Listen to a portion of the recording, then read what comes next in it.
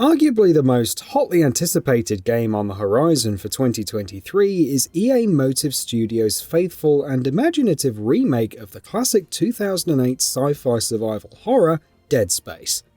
New technologies provided by 15 years of development progress since the original Dead Space means Motive's creative team are equipped with tools to reimagine the mutant necromorph. They'll be as frightening and alluring as ever, only this time presented in ever more twisted detail, owing to the brand new gore-enhancing peeling system, capable of fabricating unprecedented layers of flesh, tendon and bone into every severed limb.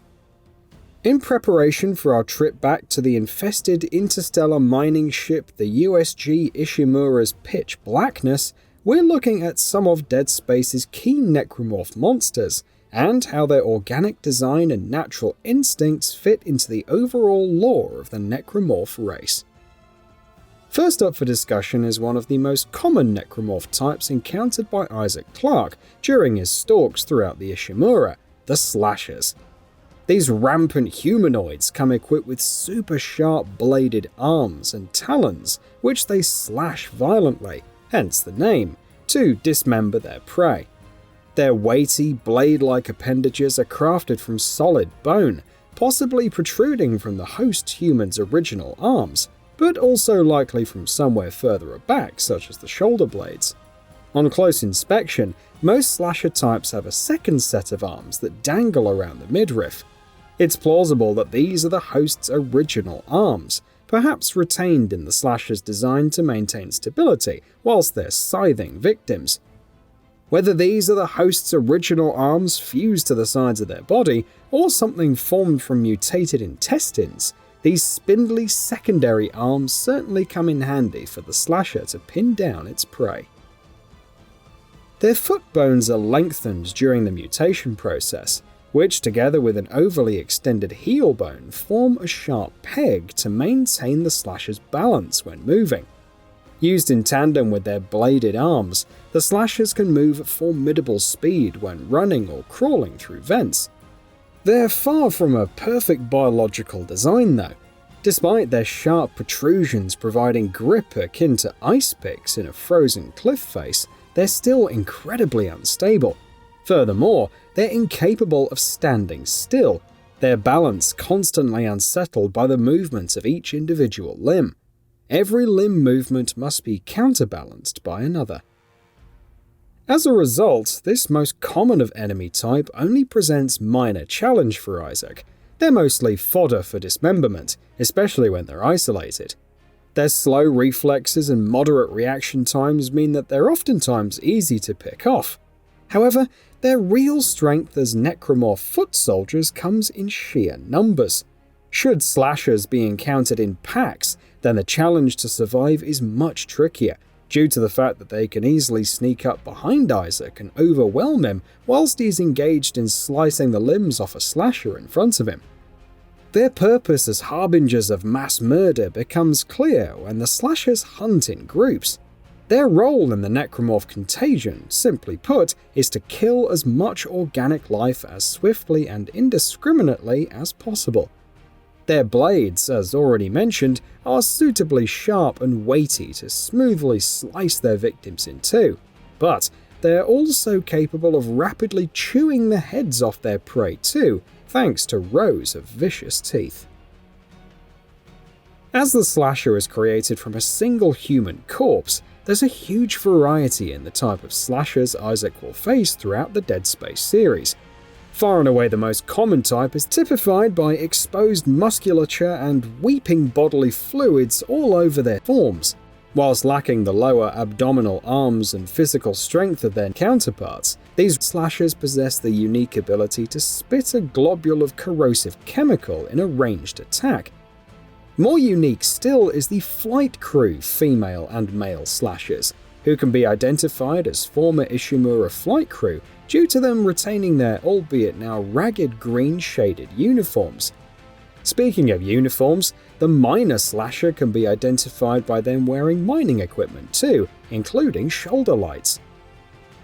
Getting tougher to kill now is the armored slasher, who are mutants of former miners or engineers wearing armored rigs. Their plated trousers make them almost impervious to dismemberment, meaning the best strategy to kill this variant is shooting it via either the head, chest, or arms. The toughest of all, though, is the enhanced slasher. Identified by their maggot-infested bodies, glowing eye sockets, and mottled green and black skin, the enhanced slasher are products of a highly decomposed corpse finally succumbing to the necromorph contagion. As a result, this slasher variant is far more resilient to damage than other types, and fights with more ferocity than their non-enhanced counterparts. Any humanity or individual feature left in their appearance is largely wiped out due to their rotten bodies. First encountered by Isaac in Dead Space after the transformation of Captain Benjamin Matthias' corpse, the enhanced slashers make routine appearance throughout the series and present a major threat to Isaac's survival. From necromorph foot soldiers to something altogether more slithery, the massive necromorph tentacles encountered throughout the USG Ishimura are classified as a single entity, or more likely as part of the form of a larger necromorph such as the hive mind. Whether autonomous or functioning as the limbs of a larger-than-life necromorph, tentacles all exhibit similar appearance. They're fleshy, wiry monstrosities that are mostly resilient to Isaac's weaponry, save for clearly telegraphed yellow weak spots located between the tentacle's tip and the stem. Their attacks mostly comprise of swiping and slamming down on victims, but they're also capable of grabbing and dragging prey into their lairs. The aptly named Drag Tentacle is one such version. Their humongous claws are easily capable of wrapping tightly around Isaac's leg before pulling him into its hole. Mercifully, once a drag tentacle takes hold, it's a slow, laborious process to completely drag Isaac to his death, meaning that there's ample time to shoot at their bulbous yellow sacs between drags and body slams. There are only 3 autonomous drag tentacles encountered throughout the first Dead Space game, but each one seemingly pops up out of nowhere, their sudden appearance functioning as the game's jump scares.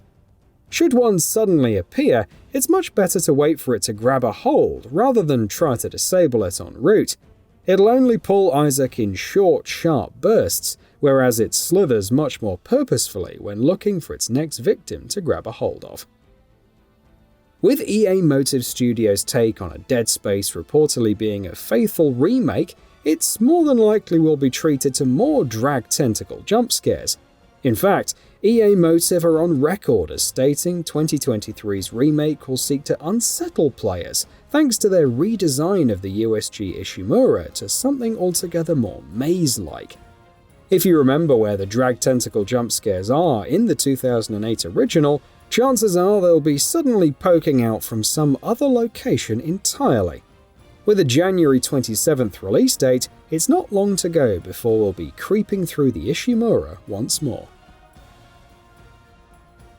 So what are your thoughts on this? Go ahead and share them in the comments below. And if you like this video, please subscribe to the channel and enable all notifications by clicking the bell icon to get new video updates.